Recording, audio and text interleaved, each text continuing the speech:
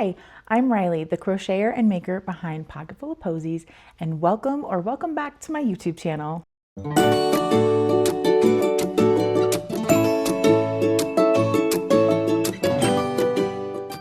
In today's video, I wanted to talk a little bit about my latest pattern design that I'm working on. I've been working on this pattern for a couple of weeks now and it's almost finished and ready for testing, but I thought I would walk you through kind of the process I go through when I'm designing a pattern. But before I get started, I just wanted to remind you to say hi in the comments. Let me know if you're a crocheter, plushie lover, someone who crochets other things, another type of fiber artist. I love getting comments. It's fun to interact with people on this platform. If you have questions about designing crochet patterns, feel free to add those in the comments as well. And if my channel and this video seems like it might be something you'd be interested in seeing more of, make sure you subscribe and turn on your notifications so that you know next time I drop a new video. Before I started designing my pattern, I had a really clear vision of what I wanted to do because I was inspired by a book series that I really love. The Spellshop by Sarah Beth Durst. And if you are into fantasy, which I totally am, but specifically cozy fantasy, this is a great series for that. It is so cozy. It was such a fun read.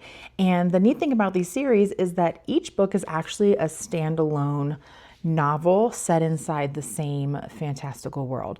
But on the cover of each book, there is a special creature that I was inspired to recreate as a crochet pattern, and that is the winged kitties. I don't know if you can see that well there. So this is the Spellshop. The follow-up book to that was the Enchanted Greenhouse, and you can see the winged cat on the front of that. And then her newest book, which comes out this summer, also has a winged cat on the cover because I've seen the cover art and I'm so excited to read that one. That is The Sea of Charms. So I really wanted to create those winged cats. Winged cats are prevalent in other types of fantasy. I know there's a winged cat type character in Dungeons and Dragons. So I thought it would be really fun to recreate, especially because we're coming up on our 1-year anniversary of having adopted our 2 little kitties, Max and Luna, so it just all seemed to kind of fit together really well. I've been crocheting patterns for a while now, and usually there's a phase where everything's kind of chaotic and I'm not 100% sure what direction I want to go in. I have like a vague idea of what I want to do, but with this pattern, I knew exactly what I wanted, and it was more about just finalizing some shapes and sizes of the different pieces. One thing to know about me is that I do not have very much artistic gifts when it comes to drawing and sketching and things like that. So I don't actually tend to sketch out my ideas on paper before I start designing. A lot of what I'm doing is kind of like internal sketching, if that makes sense. So I'm kind of envisioning what I want my creation to look like in my head, kind of starting to come up with stitch counts. I might make notes about sizes and stitch counts that I want to do before I try it, but I don't always have a drawn out picture of what I want to make just because I know it won't match what I'm seeing in my brain. So this is where I'm at right now. This was my first completed winged kitten. I took a while to finish this one just because I wasn't 100% sure where I wanted to go with the wing color. I wanted to kind of capture the vibe of this book cover. When I was working on this kitten, you can see the purples, the blacks, a little bit of hints of blues and greens. So it took me a little while to finalize the colors, but I really love how this one turned out. Yeah, I think I captured some of the colors really well. She has these really beautiful, like darker purple wings, the eyes, which were made by my friend Britt of Nerdy Girl Crochets. These are from her Life in Color series, and I'm actually almost out of them because I use them all the time. I need to reorder. But I really enjoyed making this one kind of fit the vibe of the Enchanted Greenhouse. While I was making this kitten, I kind of played around with the shapes a little bit. I knew what I wanted to do with the head. It's similar to some of the other head shapes I've used in my patterns, but I wanted to give it this little shaping around the nose area. So I had to fiddle around with that a little bit more. I wasn't 100% sure what size I wanted to go with the ears, so I made a few different versions, and I actually think I might add a larger ear option to just give it even more of like a fantasy vibe if you really want to like go hard on the fantasy. But this one has the smaller ears. One thing that did trip me up about this pattern though was I really wanted to have toe beans, or those little pads that cats have on their feet, because they're so cute. Who doesn't love toe beans? Like whether it's on a dog or a cat, like everyone talks about the toe beans. You love the toe beans. So I wanted to get them just right, and that took a lot of trial and error, but I'm so happy with the way they turned out. So I'm going to show you. These are the toe beans on the bottom of the foot. And then these are the toe beans on the little arms, the little hands, even though they're really paws, and I just love, love, love, love how they turned out. I think it adds just such a cute touch and a little bit of character. And then of course I added some fluff around the neck just because I think that kind of adds to it being more of a fantasy cat versus a real world cat. Obviously, if you eliminate the wings and the fur around the neck, this is a really cute cat pattern on its own. So whether you're a fantasy cat lover or just a regular cat lover, I think you're really going to enjoy making this pattern. Now, this was the second cat that I made. You'll notice it's a little bit different than the first. I didn't do the embroidery in the ears. The toe beans and all that are the same. And I gave this one some kind of mossy wings. The wings with the faux fur yarn, they kind of lose their shape a little bit, just a little bit, but I still think they look really pretty. And then it has these beautiful green eyes that really pop against this black yarn. I made this one using Premier Parfait Plush, and it's very, very soft. This is like a chenille yarn similar to Chenille Home Slim or Sweet Snuggles Light, if you're familiar with Michael's brand yarns. It's a little bit smaller than the first one that I showed you. The first one was made with Bernat blanket, and this one, like I said, is with the chenille yarn, but I love them both. Now with this pattern, I also wanted to add some color changing options because not all cats obviously are solid color. So I came up with this version that has some color changes on the face and the body as well as the arms. So it's got like little boots.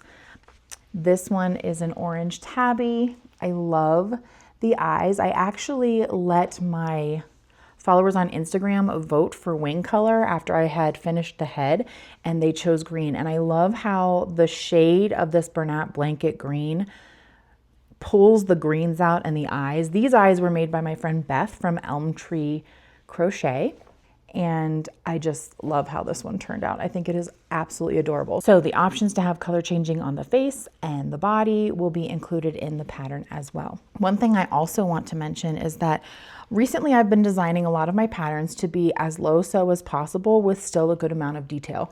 So this crochet pattern, the body and the limbs are all worked up in one piece, including the tail.